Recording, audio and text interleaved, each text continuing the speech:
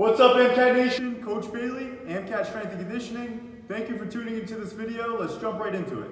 So a lot of people have been asking me, hey coach, what can I do as an athlete now during winter break to help propel and prepare myself for the spring semester? Because you see, coach, I don't have a lot of equipment, minimal to none. I also don't have a lot of time, I don't have a lot of space. What can I do? Well, today in this video, I'm going to show you from top to bottom a great routine that gives you a healthy dose of upper body, lower body, and core to help your routine, and you'll be able to use this routine temporarily or long term to develop core fundamentals, skills, movements, and establish a level of strength that'll help you in the areas that you need it the most in sport. Now, some of these exercises do require minimal equipment, but there's always alternatives to this equipment, and I'm going to try to do the best I can to show you these alternatives so that you can perform these at home. With that being said, let's get rolling. Welcome back, AMCATs. Before we start the video, I just want to stress the importance of a warm-up prior to exercise. It's crucial that you implement mobility, activation, and core work and a dynamic stretch into your warm-up prior to any strenuous exercise on the body. The warm-up with the med ball shown above is actually done post mobility, activation, and core work and dynamic stretch. Med ball workout is a fun way to activate the upper body and lower body while simultaneously using the core. You can check out these next few videos of the med ball warm-up and realistically only have to use 1 or 2 sets of this warm-up prior to exercise.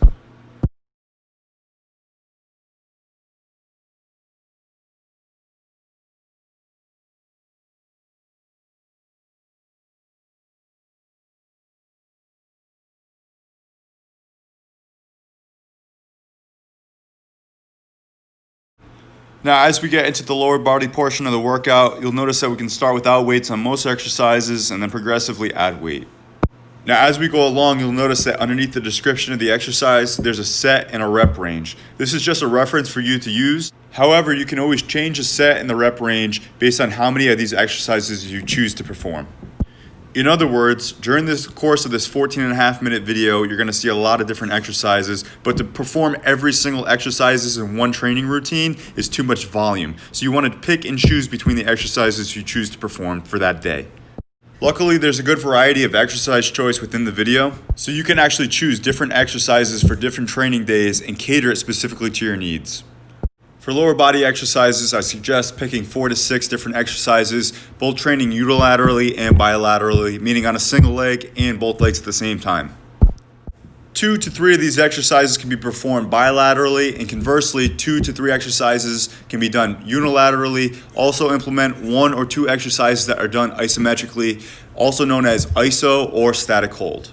Regardless of the weight being used during the exercise or the lack thereof, we can always increase the difficulty of the exercise simply by adding more sets, more reps, or changing the tempo of the exercise, either making it slower or faster. The more athletic exercises are performed dynamically, like the reverse lunge shown above, as opposed to the split squat, which is done statically and the feet don't move back and forth and you're in one position throughout the entire exercise. A demonstration of this athletic dynamic movement will be shown in an upcoming exercise called the RDL. The first RDL will be done with both feet on the ground, hinging at the hips, elongating and contracting the hamstrings and the glutes while isometrically maintaining a neutral spine and flat back. We can then progress and advance this exercise both from a bilateral position to a unilateral position by shifting the focus onto one leg as shown above. This increases the difficulty of the exercise by making it more athletically inclined. You can then advance this exercise even further to make it more athletically inclined by simultaneously lifting the back leg and hinging at the hip at the same time, shifting from a bilateral position to a unilateral position, and making the static move now a dynamic move.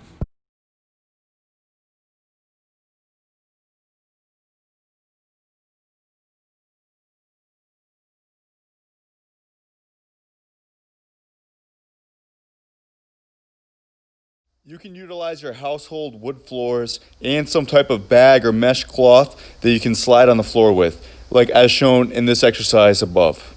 To me, the lateral lunge is one of the best exercises that you can perform because it's athletically inclined and it works on multiple movement planes at once.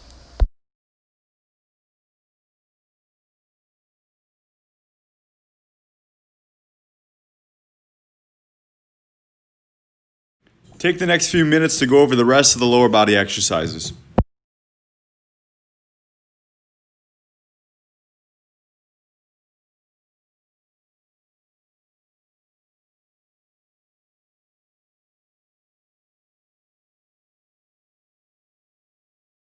Here I show a beginning stage fundamental exercise called the hip bridge. In it, I'll show all the variations of the hip bridge from the concentric portion to the unilateral portion, all the way to the isometric portion.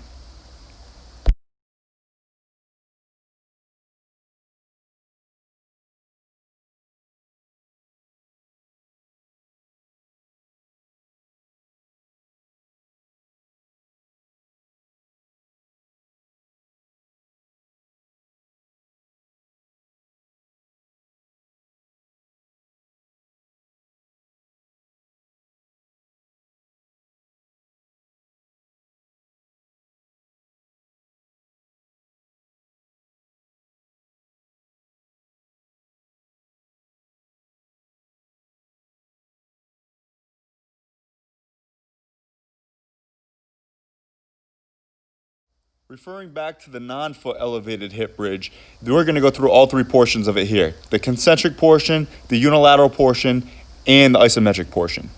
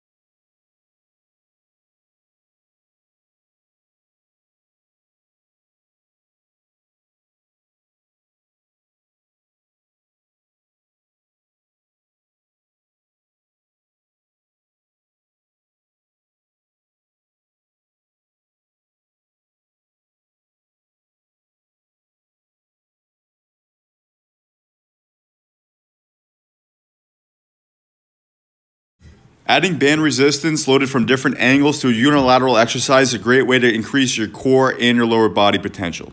Depending on the angles of the banded load, you can increase the adductor and abductor activation to increase stabilization between the hip and the knee joints. Although in the beginning stages of the training, it's not necessary to add different load angles from banded resistance onto unilateral exercise, eventually you'd like to implement this so that you can elevate and advance your unilateral potential.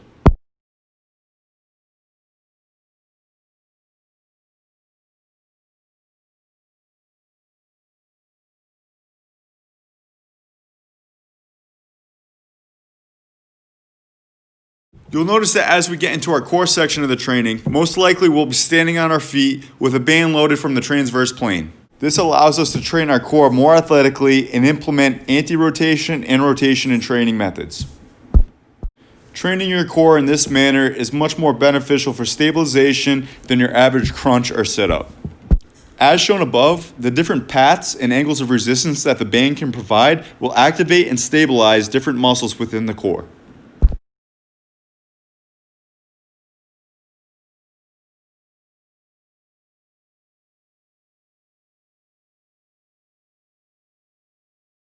To make your training more quote-unquote sport-specific, you can always take a piece of equipment from that sport and replicate something that you do within that sport.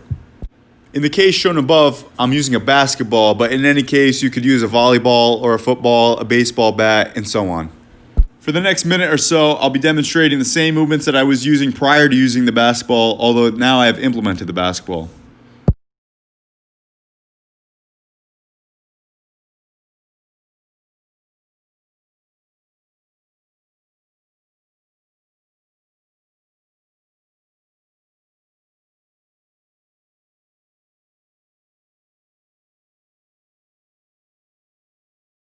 Here we can increase the overall athletic difficulty of the exercise, moving from our bilateral position on both legs now to a predominantly single leg stance.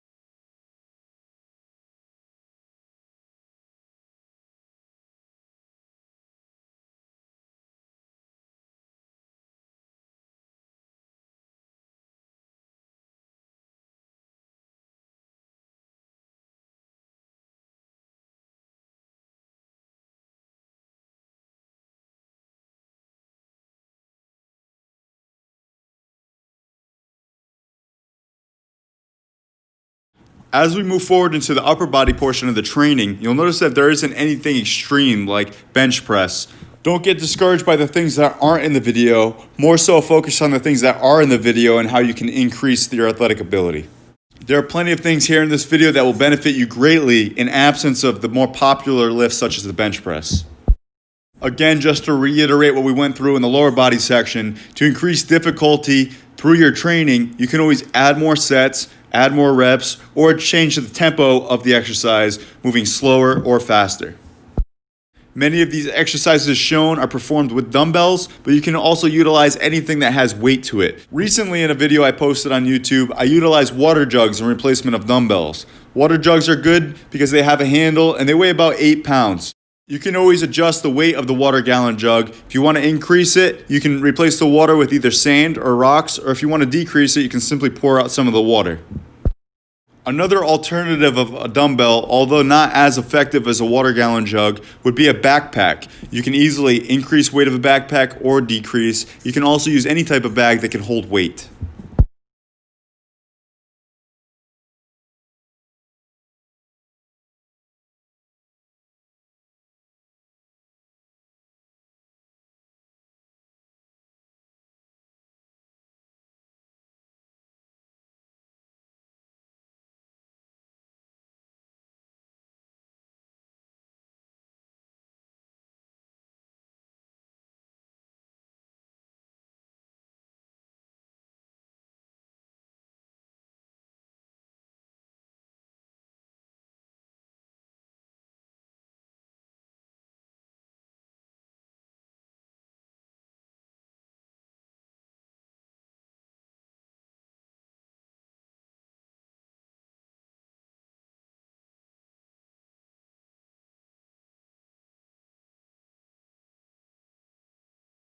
A kettlebell can also effectively be used in replacement of a dumbbell.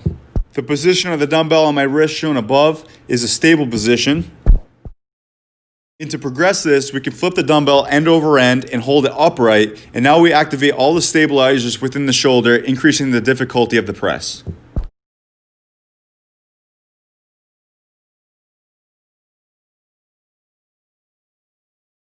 Well, there it is, AMCATs. A great routine that I want you to take and implement into your own training all through this winter break. I'm going to challenge you to take this time you have during the winter break and put everything that you have into it. Be the most dedicated athlete in the room, and you're going to be better for it. I just want to thank you for taking the time to tune into this video. Make sure you check out the rest of our videos on YouTube, Anna Maria College Strength and Conditioning, and check out all of our content on Instagram and Twitter at GoAMCSC. Go AMCAT Nation, thank you all, and goodbye everybody.